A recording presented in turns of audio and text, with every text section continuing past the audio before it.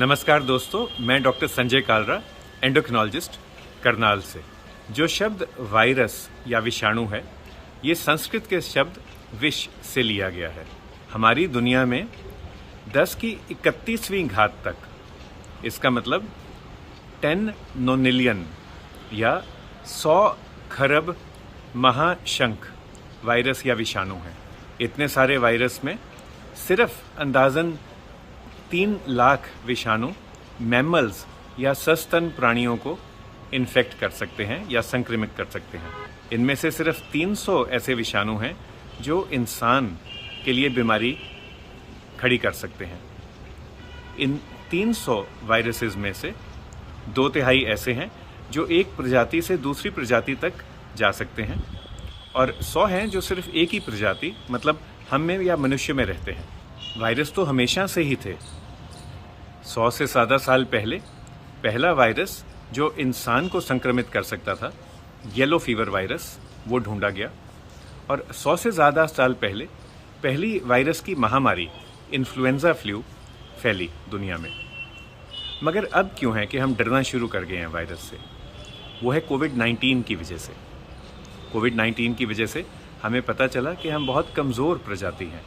इसलिए शायद एक रूसी अखबार में एक चीनी या चाइनीज़ खोज के बारे में बताया गया, जिनमें उन्होंने देखा कि दक्षिण अफ्रीकी या साउथ अफ्रीकन बैट्स या चमगादड़ में एक नया वायरस पाया गया है जिसका नाम है नियो कोरोना वायरस। क्या हमें इससे डरना चाहिए? कहा गया है कि ये नया वायरस बहुत ही तेज़ी से फैलता है, बहुत तेज़ी से संक्रमित करता है बाकी चमगादड़ों को और इससे मौत भी बहुत जल्दी होती है। हमें डरना चाहिए या नहीं? इसके 2 जवाब हैं, ना और हाँ। ना इसलिए क्योंकि ये फ़िलहाल सिर्फ चमगादड़ों में पाया गया है और ऐसा कोई रिसर्च या कोई आशंका नहीं है कि ये उनसे बदल के हमारी तरफ आ सकता है, इंसान या मनुष्य में आ सकता है। ऐसी डिजीज़ेज़ को, ऐसी बीमारियों को ज़ूओनोटिक डिजीज़ेज़ कहा गया है, जो प्राणीजन्य रोग हैं, एक जाति से, एक प्रजाति से दूसरी जाति में जाते हैं। मगर इसका जवाब हाँ भी है इस सवाल का, क्योंकि हमें एहसास हो रहा है कि ये जो वायरस हैं या विषाणु हैं, ये कभी भी हमारी ज़िंदगी में हस्तक्षेप कर सकते हैं। हम अपनी प्रजाति को कहते हैं होमो सेपियंस सेपियंस। इसका मतलब वो इंसान जो बुद्धिजीवी है और जिसे पता है कि वो बुद्धिजीवी है। अगर हम वाकई इतने बुद्धिमान हैं तो हम अपनी सेहत का, हम अपनी पृथ्वी का ख्याल क्यों नहीं रख सकते?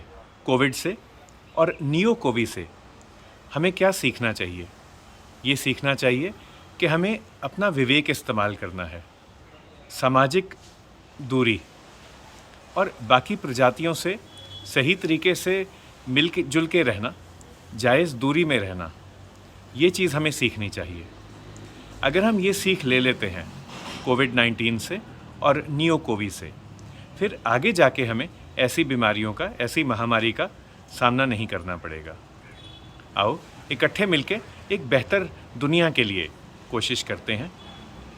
सिर्फ विवेक इस्तेमाल करें, सेहत का ख्याल रखें, अपना भी और अपने आसपास वालों का भी।